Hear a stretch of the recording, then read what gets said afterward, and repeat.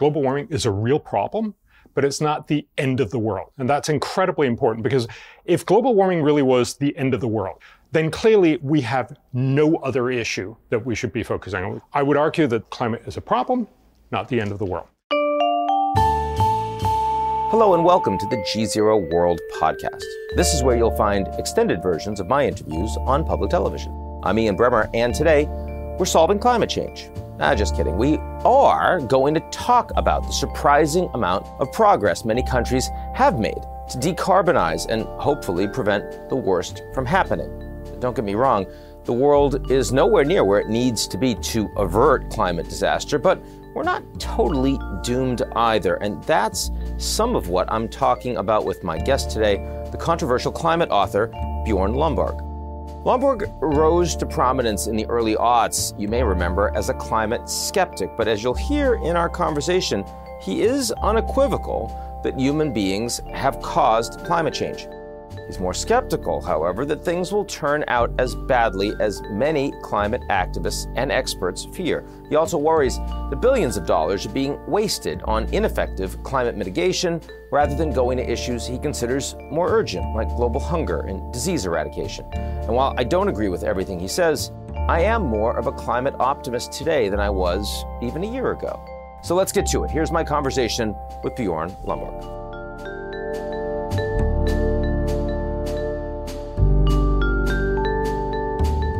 The GZERO World Podcast is brought to you by our lead sponsor, Prologis. Prologis helps businesses across the globe scale their supply chains with an expansive portfolio of logistics real estate and the only end-to-end solutions platform addressing the critical initiatives of global logistics today. Learn more at prologis.com.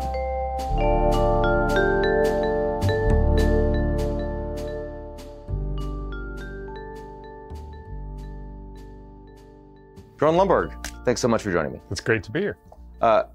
Big topic coming after United Nations General Assembly, the whole world converging on New York. And one of the topics is always, of course, climate change, how you respond. You have been very public, sometimes very controversial on that topic. Where do you most differ with, shall we say, the global narrative on climate? So I think it's really two things, and they're interconnected. The first one is global warming is a real problem, but it's not the end of the world. And that's incredibly important, because if global warming really was the end of the world, it was this meteor hurtling towards Earth and it's going to extinguish all life, then clearly we have no other issue that we should be focusing on. We should just focus all of our attention on climate change. And that's very much sort of the conversation. This is the overarching, dominating conversation on we need to fix climate before we fix everything else. I would argue that the evidence, and we can get more into that, the evidence very clearly show climate is a problem, not the end of the world.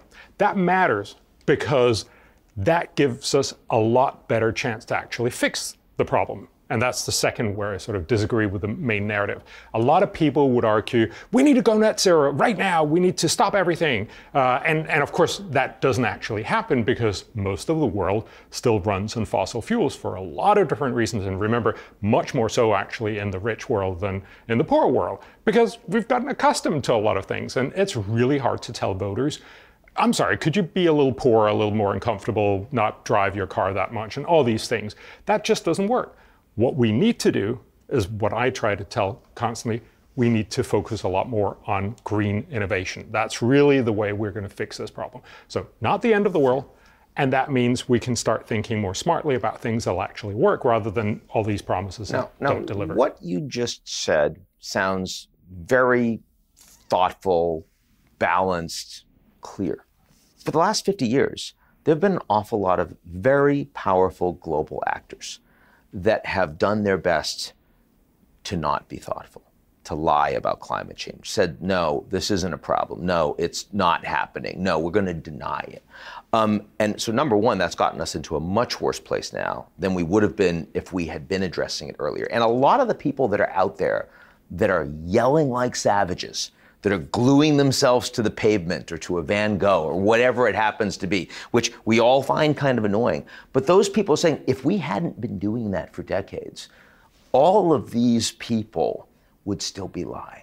and we wouldn't be at 1.2 degrees centigrade warming heading to 2 or 2.5. It would be much worse than that. And we wouldn't be investing in green innovation. How do you respond to that? It's great that these guys have been screaming and pointing out this is a real problem. The screaming now also means that people can't really see, further ahead than 5 or 10 years. The sense is we have to do everything right now. And that's actually been the conversation, at least for a decade or so. And that's very unhelpful for dealing with this. What Václav Smil, William Nordhaus, the only climate economist to win the Nobel Prize, will tell you is this is a problem you need to fix over a century. Now, that feels uncomfortable because we want to say, no, we want to fix it in the next 5 years. But it's not. It's just not going to happen. We're probably not going to fix it either in 50 years. And so trying to do everything now means that we're doing expensive stuff that doesn't really scale rather than doing smart stuff that eventually will also be useful for China, India, and Africa. So some of the things that excite me, I spend a lot of time thinking about climate in the context of the macro environment, and I've become kind of a climate optimist. And not because I'm unconcerned about all of the natural disasters that we continue to see, but rather because the technology is getting so much cheaper. Because we now see that wind and solar, which just a decade ago were much more expensive than the cheapest fossil fuel plants, now are actually less expensive. So they make sense for Texas. They make sense for India. They make sense for poor countries and for red states that aren't tree hugging at all. Right? That to me is exciting. But that, of course, is only possible because you finally had people with governments helping them that were investing heavily in these new technologies. And they were subsidized to begin with. Yeah. What do we think about that? Well, so I think to a very large extent, it's very clear that they're still subsidized. So we're subsidizing in lots of ways. So again, people would like to say that solar and wind is cheaper than fossil fuel. And that's true. Many places, when the sun is shining or when the wind is blowing. But most places actually want power 24/7. And so what you really have is a situation where for rich countries, because we already have all the backup capacity, you can actually fairly cheaply build a lot of the extra solar and wind and then just rely on old gas power plants or coal-fired power plants as backup. But very clearly, you can't do that in most other countries where you need more power.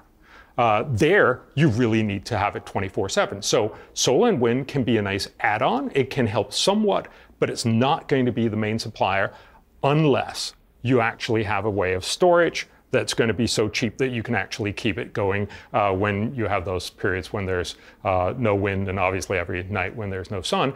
And that is phenomenally costly right now. So we're talking, in the order, right now the world has a couple of minutes of batteries. And by the end of this decade, we might have 11 or 12 minutes for our electricity. So we're far away from the place where we'll actually be able to run mostly on solar and wind. But you look at batteries. lithium-ion batteries are like 90% cheaper to make now than they were just a decade ago. Yes. Enormously exciting technologies that people were saying we just are nowhere close. You see that trajectory now. But the problem is we're not talking about sort of we need to double or triple. It's more sort of we need to 100-fold increase. And that is enormously costly. So the International Energy Agency estimate we can probably see batteries again, half in price or more than that. But that's nowhere near, you need more sort of 99.9% reduction in price. And that's just nowhere near if you're actually going to, so just to give you one example. So Germany, every year, has at least 5 days of what they call Dunkelflaute. That's a fun name to say, where there's very little sun in the daytime and there's no wind for 5 days.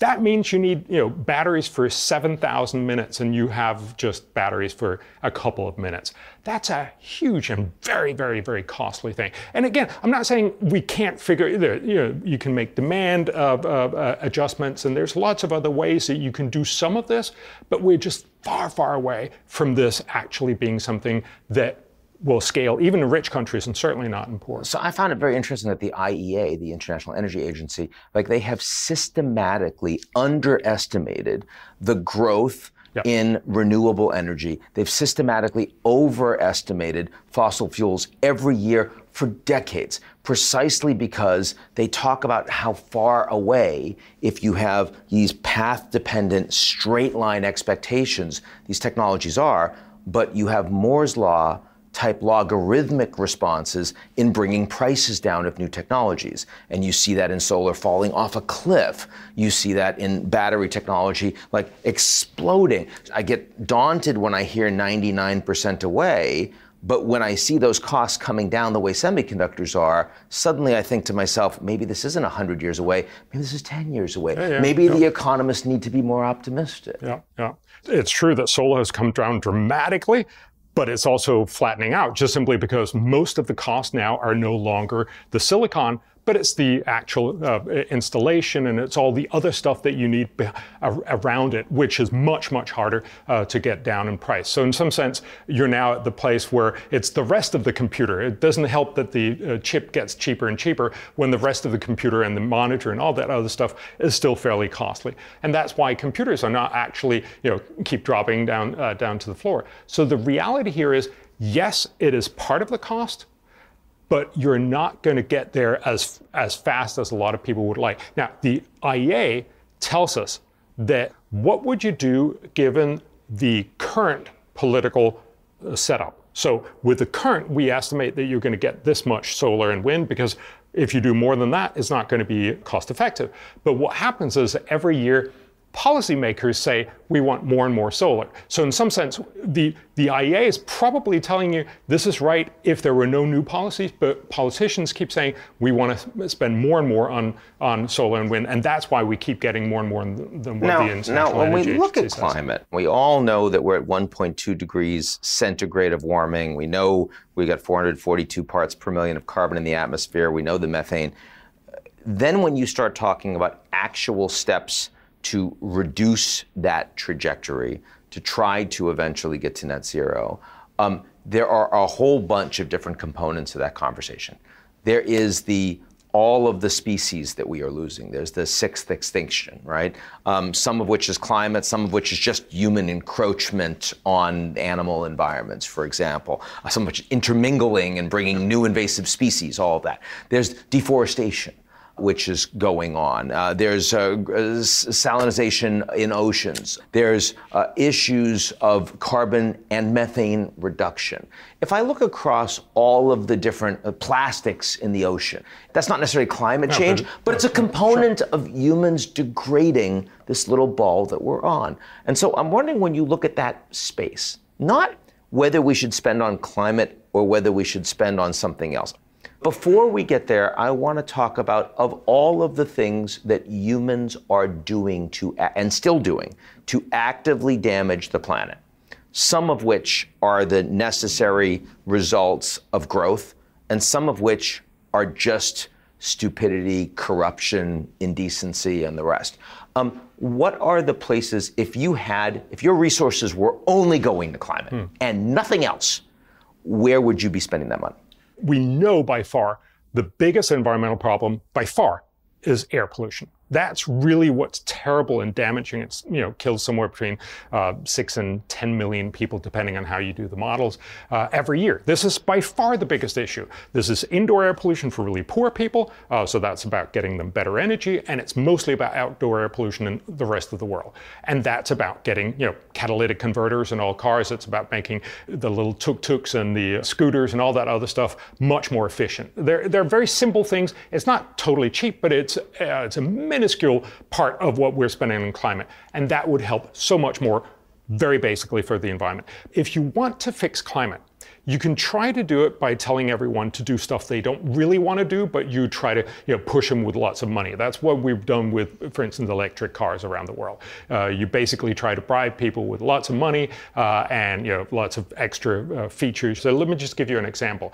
So Craig Venter, the guy who cracked the human genome back in 2000, he has this idea of taking genetically modified algae, put them out on the ocean surface, and let them soak up sunlight and CO2 and produce oil. Then we'd all be harvesting our own Saudi Arabias out on the ocean surface. Then we could keep our entire fossil fuel economy. That would actually be bad for air pollution, but we'd fix that. But we would not have CO2. So that would be a fantastic solution. Now, it works in principle in the laboratory, but there's no way this is cost effective. We should give him a couple $1 million to try to make this better. Maybe tens of millions of dollars, but the point is researchers are incredibly cheap. And that's why we could afford to do a lot of these researchers. Likewise, when you put up solar panels or wind turbines, right now the model is sort of say, let's have government spend $50 or $100 billion building a lot of these wind turbines that we still know are somewhat inefficient. And that, of course, means that Vestas and other companies will be investing more money in research and development. They will typically be investing about 6%. But if it was innovation that we wanted, we should have spent that money mostly on innovation. And that, of course, would have bought us a lot more innovation. Right now, the world, since basically the 1980s, have seen declining levels of investment in green energy R&D, despite the fact that back in 2015 in the Paris Agreement, there was a side Paris Agreement, or Paris 2, with Obama and Bill Gates and many others, called the Breakthrough Initiative, where they were talking about they were going to double investment in green energy R&D. Nothing like that happened. Why? Because we were so focused on trying to cut emissions for next year that we forgot this is about making sure that we get all the innovation that'll make it possible to do, not just for rich countries, but for China and India and Africa in 20 or 30 years. You talked a lot about human beings. The first place you went on environmental conditions was about air pollution. Yeah. So many of the species on this planet either don't exist anymore or soon will not exist anymore. Yes, maybe you can genetically engineer some of that so they can come back, but we don't know the implications of that. Strikes me as a dangerous thing. Yes. Do you spend any time worrying about that?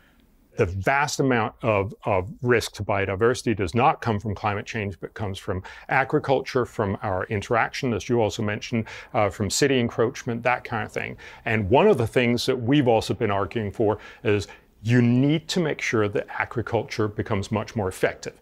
Because when you do that, you can set aside a lot more place for nature. That's what we've done in much of the rich world. Most places in the rich world are reforesting, partly because forests are beautiful, partly because we can afford it, and partly because a lot of environmentalists would like to do so.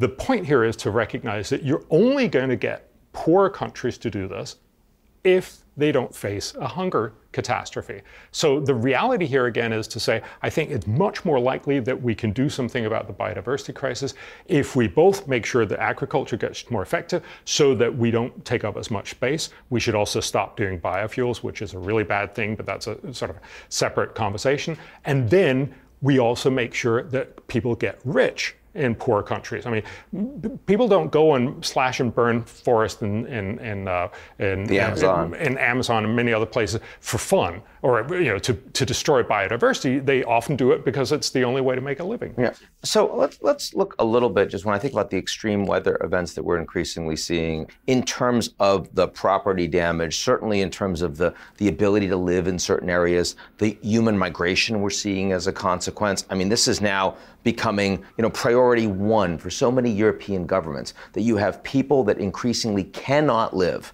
for climatary reasons in their countries, and they are heading to your homelands. And that is going to happen to a vastly greater degree. What kind of steps need to be taken to limit the level of damage that so much of which seems to be baked in at this point? It's a very sort of standard trope to say that all climatic events are getting more extreme. That's just not what the science tells us. Some things are getting more extreme, so we get more strong rainfall, we get more heat waves, but for instance, we also get fewer cold waves. That's very, very clear. And we need to tell all of those stories. So overall, global warming will deliver more bad things than good things. So it is a problem. More extreme conditions generally in the poorest parts of the world are the ones I'm talking about. Yes, but again, remember, so even in sub-Saharan Africa or in India, most people die from cold, not from heat. That's very surprising for India, where we have good evidence. About 60,000 people die from heat, but about 600,000 people die from cold.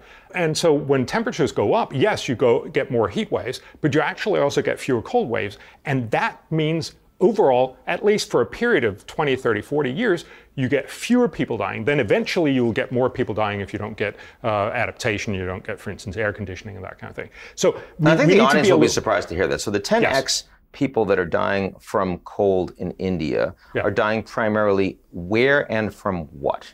When people die from cold, they typically die because when you get colder, your blood vessels restrict, and so you get higher blood pressure. And we know that there's high blood pressure when it's cold, and especially if you can't keep warm, you get high blood pressure, and that leads to strokes and cardiovascular disease. This is the main reason why people die much more. And that's also true in India, because you need to keep warm at night. You need to keep warm when it's cold, because people die from heat immediately in a 24-hour period, but they die from cold in sort of 30 days. And so we don't see it. It doesn't show up on TV, but it doesn't mean it's not real. But let me just go back to your point of saying, so there are a lot of problems with climate change. I'm not trying to say there's none, but we just need to get a sense of proportion. We need to make sure that people are better able to protect themselves against heat. And the very obvious solution, and the US has been a front runner for this, is air conditioning. You've basically seen, despite the fact that temperatures have gone up in the US, you've seen dramatically declining levels of heat deaths in the US. Because, getting air conditioning actually saves most lives. Remember, most people in Africa would like to have air conditioning, even if there is no global warming, just simply because it's a much, much more comfortable way of living.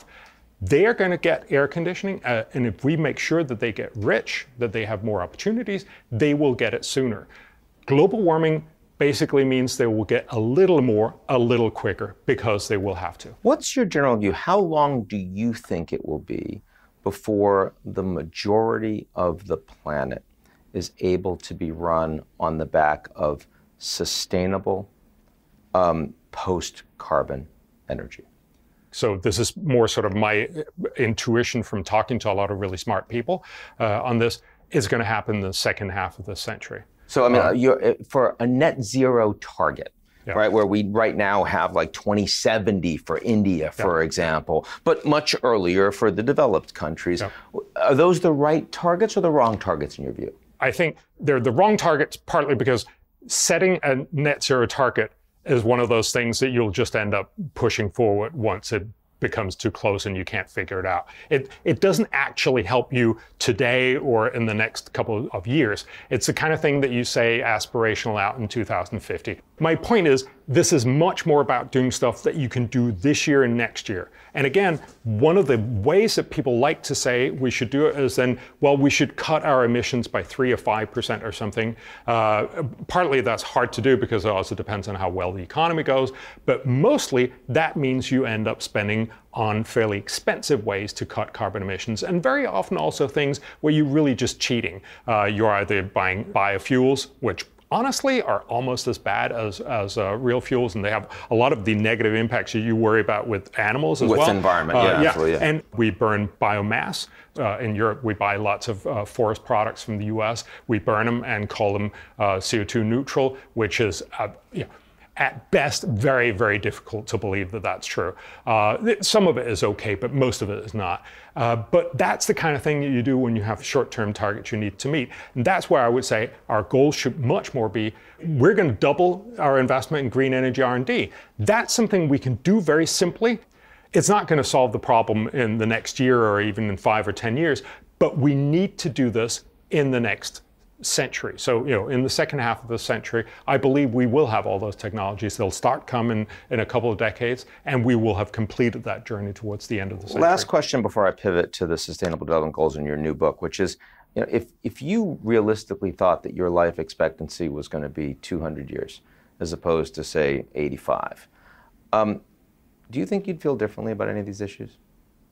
On climate change, no. I mean, because you're going to be living through and experiencing so much of what the world is going to be like as we get through all of it. I'm just wondering if that because short-termism is a reality for all of us. That's a fair point. But again, one of the things I think we fail to understand with climate change, we're very much told this story, life used to be getting better and better, but climate change is sort of going to undermine the whole thing. Well, actually, what climate change is going to mean is that the trajectory of things getting better is going to be slightly lower. So it'll get better, slightly less fast. So let me just give you one example. So the World Health Organization estimate that because of climate change, we will have more people starving. That is typically understood as, oh my God, there's going to be a lot of people starving. But no, what we're expecting is that we'll have, towards middle of the century, we'll have very, very few people starving.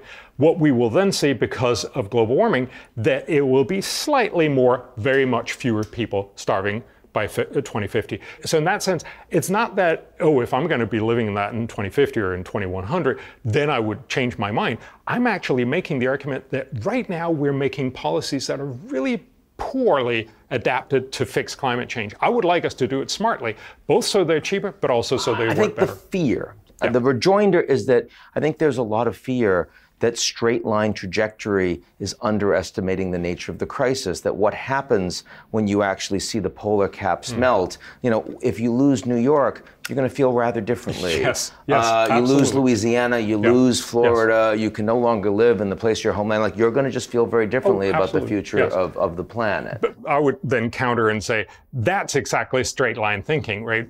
People will tell you, if sea levels rise and we do nothing, yes, a lot of places are going to get inundated. The standard argument, 187 million people are going to get flooded. But of course they won't, because we actually have the technology to avoid that happening. And in poor places, they'll move. And well, in poor places, they will also handle this. They will, some places, so in Alaska, for instance, you will give up land because it's just not economically viable to protect. But most places in the contiguous U.S., you will defend it and you will actually live fine. Let me ask you about your book. So best things first. And here is a book where you are taking your general approach, which is we have limited resources. We want to make sure that we are focusing on the areas that are going to get us the most return given those constrained resources. You take aim at the Sustainable Development Goals. And Sustainable Development Goals, for those that don't know, what are all the things that we should be working on in the world, whether it's getting people access to clean water and it's reducing disease. And no one would take issue. These are all laudable things to accomplish. Taken as a whole, we look at the constellation of human development, and generally speaking has been getting better for the course of the last 50 years plus with globalization.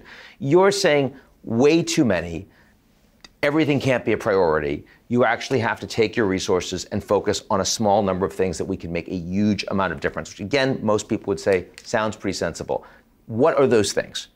So we asked economists across all of these different things that the UN, and really the whole world has promised, to say, where do we know we can make fairly small investments and make huge difference? And we found 12 policies where we have very good evidence and peer research to show that if you spend a little money, you can make enormous impacts. Let me give you a couple of examples. So education obviously is a huge issue. So I don't think most people understand the level of lack of education in the world. So there's almost 500 million kids in the poor half of the world, so low and low middle income countries, that are in primary school right now. Most of them have no ability to, read just basic sentences. Now, we say they're technically literate, but if you give him a sentence, and I'm just going to give you this one sentence, VJ has a red hat, a blue shirt, and yellow shoes. What color is the hat? 80% fail in this. This is partly because the teachers are not very good, but it's mostly because most of these kids, you put all the 12-year-olds in the same grade, but some of these kids are far ahead of the teacher, and many of them are far behind the teacher, have no clue what's going on and about to give up. If we could do this right, we would teach each one of these kids at his or her own level. But of course, if you have 50 kids in the class, a teacher can't do that, but technology can. So one of the very, very well-proven technologies is put this kid 1 hour a day in front of a tablet with educational software. And the tablet will just very quickly take that student ahead and teach him or her at that exact level. Take them there and make them much, much better taught each and every day for 1 hour. Now, this has a cost of about $31 per kid per year, but the benefit is that they triple their learning. So when they've gone 1 year to school, most of the year is still spent in that very boring, not very effective school, but 1 hour a day, they learn a lot. They will have learned 3 years of normal schooling by the end of that year. We know that that means they'll become much more productive. We estimate that for the whole low and low middle income countries, it will generate about $600 billion in additional income. Give me one more good idea. So maternal and newborn health. In the rich world, it is pretty safe. But in the poor half of the world, it's terribly unsafe. So 300,000 moms die each and every year. About 2.3 million kids die in their first 28 days in life. And we can very simply do something about a large part of that. It's about getting moms into facilities to give birth and then have the basic obstetric emergency care for them when something bad happens. About 700,000 kids die each and every year because they don't start breathing. It's a very, very simple thing. You just need to have positive air pressure in their lungs. So you need a mask and a hand pump. Then you put in air and they survive. Or not all of them, but a lot of them will survive. It costs $75, and then you can actually save over its 3-year lifetime about 25 kids. It's a large assortment of different technologies that you put in there, but they're all very cheap, and they could save an enormous amount of kids. So the point here is it'll cost about $5 billion in total per year. It will save 166,000 women and 1.2 million kids. Every dollar spent will deliver $87 worth of Now, what I like about the book and the general approach is that these are operational ideas that, a few sensible individuals, foundations, small governments could easily take up and say, here are some good things that we can actually do. Since the book has come out, who has come to you and said, hey, here is something that we think we can actually get behind? The Gates Foundation is actually looking at maternal and newborn health. I don't know whether they're going to decide this is where we're going to go, but we've certainly delivered some really strong arguments for why this would be an incredibly good investment for them. I'm talking to the Swedish government. I'm trying to talk to USAID and those kinds of development organizations. We're talking to a lot of poor countries. So Malawi, for instance, we did an analysis just on the tablets that we talked about, and they've actually decided that they're going to get tablets in all their primary schools. Again, the important point here is to say, it's not about saying education is important. That's often what you take away, and then you end up spending lots of money on building new schools or giving more teachers a higher pay or lower the class sizes, all of which are nice things, but they rarely work very well. But it's very specifically tablets with educational software to primary school students. So it's a very, very limited little thing, but it just has a huge impact. So they're actually doing this. And again, if you want to help them spend money, that's where we could actually make a huge difference. Now, foundationally, what you seem to be saying is something I've tried to resist all my life, which is that economists are the answer. The economists are a great part of the conversation. So they're basically just telling you, we like to think of ourselves a little bit like there's this big menu of things you can buy in society, where you tell them, oh, go do this, go do that, go that. We put prices and sizes in that menu, but you still go into the restaurant. We're the kind of guys who will say, oh, spinach is both good for you and it's really cheap. Maybe you don't like spinach, that's fine. So you shouldn't just let the economists do the order in the restaurant, but they can help you be better informed when you have that menu and say, this is the cost, this is the price, this is the benefit you're going to get. And then you make the decision. There you go. Bjorn Lomborg, never just listen to the economists. Never just listen. Something we can all agree. Yes. Thank you so much for joining us. That's it for today's edition of the GZERO World Podcast. Do you like what you heard? Of course you did. Well, why don't you check us out at gzeromedia.com and take a moment to sign up for our newsletter. It's called GZERO Daily.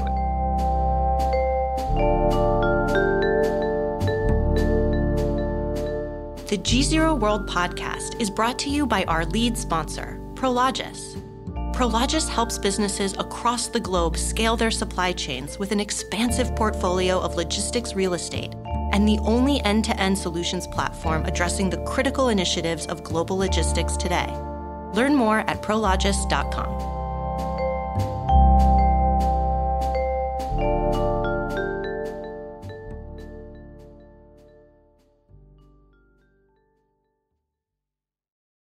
You're listening to the GZERO World with Ian Bremmer podcast, your weekly geopolitical deep dive into the world's biggest news stories, featuring in-depth conversations with global leaders and newsmakers. To get more of GZERO's insights on global politics every morning, sign up for our free newsletter, GZERO Daily, at gzeromedia.com.